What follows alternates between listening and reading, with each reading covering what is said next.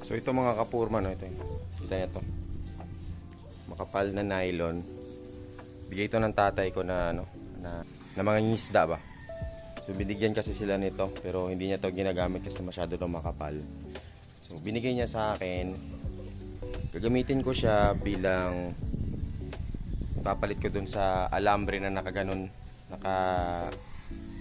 sa ating greenhouse para pangpigil ng UV plastic ba.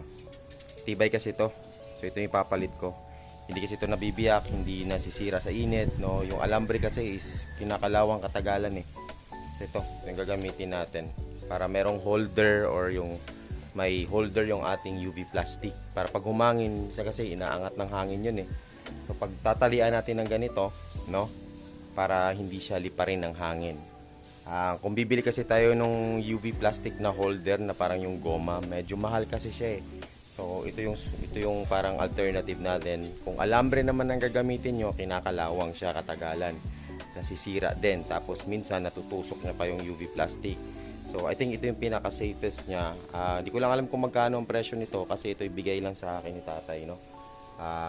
Marami kasi siyang ganito kasi binibigyan yung mga fisherman dito sa amin ng ganito eh.